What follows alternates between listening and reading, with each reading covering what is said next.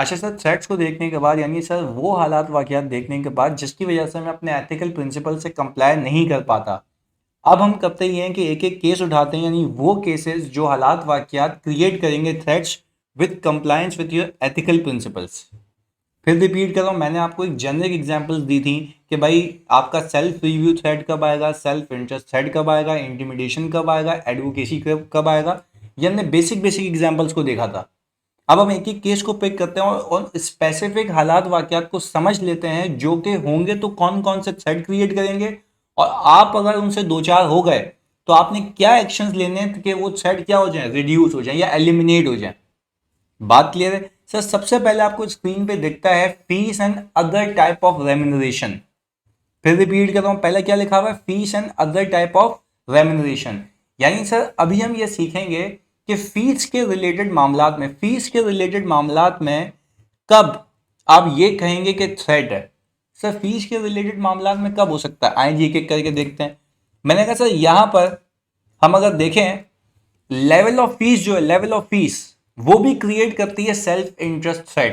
जरा समझिएगा, वो सबसे पहले ये कहता है कि भाई एक चार्टर्ड अकाउंटेंट, सही है, कभी भी लोअर फीस कोड नहीं करेगा अपने प्री डिसेसर ऑडिटर के मुकाबले में। यानी लेट से अगर मैं ये कहूं कि मुझसे पहले केपीएमजी ऑडिट करके गया था, भाई अगर मुझसे पहले केपीएमजी ऑडिट करके गया था तो वो हो गया प्री डिसेसर ऑडिटर।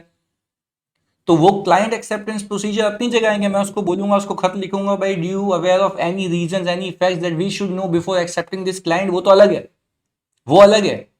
तो सर उस बंदे ने यानी उस फर्म ने जो फीस चार्ज की थी मैं उससे लोअर फीस चार्ज नहीं कर सकता। सर ये क्या बात हुई, इससे क्या थ्रेड क्रिएट होगा, आए एक एक करके समझाता हूँ। पर सर मुझे एक बात बताएं, सर आपको कैसे पता लगेगा कि उस फर्म ने फीस क्या चार्ज की है? सर कंपनीज एक्ट की रिक्वायरमेंट है, कंपनीज एक्ट की डिस्क्लोजर रिक्वायरमेंट है कि ऑडिटर की फीस अलग से फेस पे आएगी, यानी पीएनएल के फेस पे नहीं। अगर एडमिन एक्सपेंसेस हैं और एडमिन एक्सपेंसेस के नीचे अलग से आप बताएंगे कि ऑडिटर की रेम्यूनरेशन इतनी है और किस किस सर्विस के पैसे लिए हैं वो अलग से आएंगे। तो सर मैं वहां से नोट में जाके देख सकता हूँ ना कि प्री डिसेसर ऑडिटर ने कितनी फीस चार्ज की है, मैं उससे कम चार्ज नहीं कर सकता। अगर मैंने कम चार्ज किया तो this will create a threat. अब मैं आपको समझा देता हूँ कि ये थ्रेट कैसे क्रिएट करेगा, सुनिएगा। आपको एक बेसिक प्रैक्टिकल एग्जाम्पल देता हूँ। भाई हुआ ये कि मैं किसी एक क्लाइंट पे गया, सुनिएगा, एक किसी क्लाइंट पे गया तो उस क्लाइंट के ऊपर फीस थी कम। अच्छा, अब जो हमारे पार्टनर है वो यही कहेंगे ना कि भाई अपना रिसोर्स यानी अपना मैनेजर में या अपने जितना भी स्टाफ है मैं वहां पर लगाऊं जहां पे मुझे कमाई ज्यादा ताकि वो क्लाइंट खुश हो। अब लेट से क्लाइंट में मैं जा रहा हूं, वहां पे फीस 1 मिलियन की है, टोटल 1 मिलियन की है बस, और मुझे ऑडिट करना हो, वहां पे मैंने मैनेजर भी लगाया हुआ है, डायरेक्टर भी लगाया हुआ है, पार्टनर भी अपना टाइम लगा रहा है और सर मेरे स्टाफ भी अपना टाइम लगा रहा है।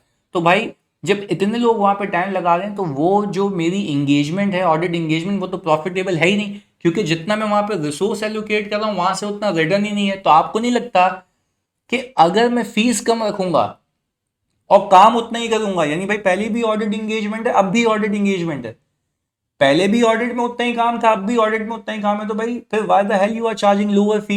आपको अंडर कटिंग करना अलाउड नहीं है। अगर आप अंडर कटिंग करेंगे आप क्लाइंट तो घेर लेंगे, और फर्क से भी हो जाएगा कि आप अपनी ऑब्जेक्टिविटी को कॉम्प्रोमाइज करेंगे। किसको कॉम्प्रोमाइज करेंगे? ऑब्जेक्टिविटी को। आप प्रोफेशनली काम नहीं करेंगे, आप professional competence and due care का प्रिंसिपल ब्रीच करेंगे। वो एथिकल प्रिंसिपल है, क्यों ब्रीच करेंगे? क्योंकि आपका पर्सनल मफाद है। देखो क्या लिखा हुआ है, सेल्फ इंटरेस्ट सेट। यहाँ पे सेल्फ रिव्यू तो नहीं हो सकता ना, मैंने कोई काम ही नहीं किया जो खुद रिव्यू कर रहा हूं। या तो पर्सनल मफाद है, इस पर्सनल मफाद को मैं ये कह रहा हूं कि भाई आपने किसी और ऑडिटर को कटाने के लिए हो सकता है लोअर कोड कर दी हो फीस, तो वो कहता है ये मना है। अगर आपका प्रीडिसेसर ऑडिटर है और वो कोई और है और आप उसको रिप्लेस करके आ रहे हैं तो आप एटलीस्ट उतनी फीस चार्ज करेंगे, उससे कम नहीं कर सकते। उससे कम नहीं कर सकते। आप क्यों नहीं कर सकते भाई? क्योंकि वो कहता है कॉन्सेप्ट ऑफ अंडर कटिंग में मसला ये है कि आप अपने प्रिंसिपल ऑफ ऑब्जेक्टिविटी को एक तो खा जाते हैं और दूसरा प्रोफेशनली काम नहीं करते। यानी professional competence and due care का प्रिंसिपल है क्या?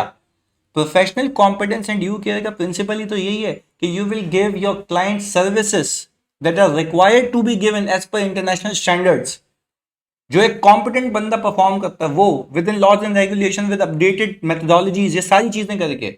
तो अगर आपने कम फीस चार्ज की तो जैसी एक डेफिनेटली बात है, डेफिनेट सी बात है कि भाई आप अपने रिसोर्सेज कम एलोकेट करोगे। रिसोर्सेज कम एलोकेट करोगे तो क्वालिटी ऑडिट नहीं हो पाएगा, और क्वालिटी ऑडिट नहीं हो पाएगा तो sir ultimately you will be compromising your objectivity. बात क्लियर है? फिर वो इसकी एक्सेप्शन देता है, वो देता ही है एक्सेप्शन में, बोलता ही है कि भाई सही है आप लोअर फीस कम चार्ज करें, सब्जेक्ट टू कि आपका स्कोप ऑफ वर्क कम हो। लेट्स से पिछले साल जब ऑडिटर ने ऑडिट फीस चार्ज की थी, तो जिस ईएफयू जनरल की उसने फीस चार्ज की थी, उस ईएफयू जनरल पे कोई 200 ब्रांचेस थी। अब उन्होंने सेंट्रलाइज सिस्टम कर लिया, वो 200 ब्रांचेस को कटा के सिर्फ वो 20 ब्रांचेस के ऊपर आ गए। ये भी आहिस्ता आहिस्ता खत्म कर देंगे, तो भाई क्वांटम ऑफ वर्क कम हो गया ना। चलो, अब आपके पास एक जायज बात है कि आप फीस कम कर रहे हैं, पर यार अनलेस के स्कोप में कोई चेंज नहीं है, then why the hell you are charging a lower fee, उसके लिए मना किया गया। तो आए देखते हैं quote fee lower than the predecessor auditor, यानी unless scope and quantum of work difference है। जैसे मैंने आपको एग्जांपल दी, अगर ये हालात वाकयात है तो डेफिनेटली सर आप कम फीस चार्ज करें, फिर उसके बेसिस उसके वो एक जायज बात है, उसके बेसिस बनते हैं, अदरवाइज ये अलाउड नहीं है। क्योंकि सर अगर आपने ऐसी हरकत की तो definitely you will be compromising objectivity and you will be sacrificing principle of professional competence and due care. बात क्लियर है? अच्छा जी सर, इसके बाद वो कहता ही है कि इस पूरे कॉन्सेप्ट को कहते हैं कॉन्सेप्ट ऑफ अंडर कटिंग।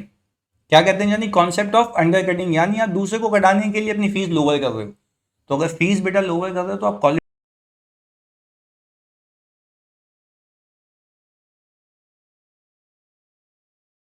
क्योंकि वो कहता है कि भाई ऐसा कोई काम नहीं करना जो कि आपके प्रोफेशन को डिसक्रेडिट करे या लेट डाउन करे। बात क्लियर है जानी? अब वो कहता है कि भाई factors for evaluating the level of such threat include, यानी वो कितना बड़ा थ्रेट है ये किन फैक्टर्स पे डिटरमाइन करता है। सर पहले तो वो कहता है ये इस चीज पे डिटरमाइन करता है, इस चीज पे बेस करता है कि क्या क्लाइंट को पता है आपने बेसिस क्या रखी है फीस की। कि क्लाइंट को पता होगा तो दो शाविद गवर्नेंस इसको अप्रूव करेंगे। अगर दो शाविद गवर्नेंस को अप्रूव करेंगे, देखेंगे हाँ यार ये कहीं ऐसा तो नहीं है कि ऑडिटर ने, देखो मैं कह रहा हूँ दो शाविद गवर्नेंस भी तो एक गवर्नेंस के लिए बैठे हुए हैं ना, डायरेक्टर्स। अगर डायरेक्टर्स को पता है कि भाई आपने किस बिना पे फीस चार्ज की, किस बेसिस पे फीस चार्ज की, कम फीस चार्ज करे, तो गवर्नेंस के लिए वो बैठे हुए ना ऊपर लोग, डायरेक्टर्स को रखा क्यों गया है? ताकि वो गवर्न करेंगे मैनेजमेंट कर क्या रही है। और ऑडिटर ने अगर कम फीस चार्ज की और वो कम फीस के बेसिस उनको पता है वो सेटिस्फाइड है, दैट मीन्स कि चलो मामला सही है। अगर दो शाविद गवर्नेंस को बेसिस ऑफ फी नहीं पता, फिर भी कम चार्ज की, then this is a risky thing.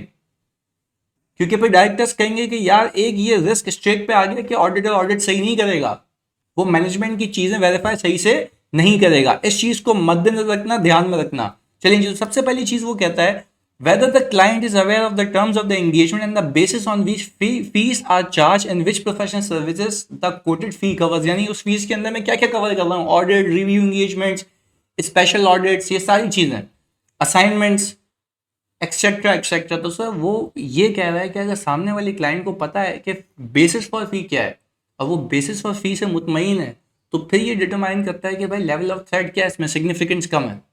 अगर उनको नहीं पता, वो इस चीज़ से आगाह नहीं है, तो ये आप ही को पता है, सिर्फ आपने उसको काटने के लिए किया ही है, तो दैट मीन्स कि सर लेवल ऑफ थ्रेट क्या हो जाएगा, ज़्यादा हो जाएगा।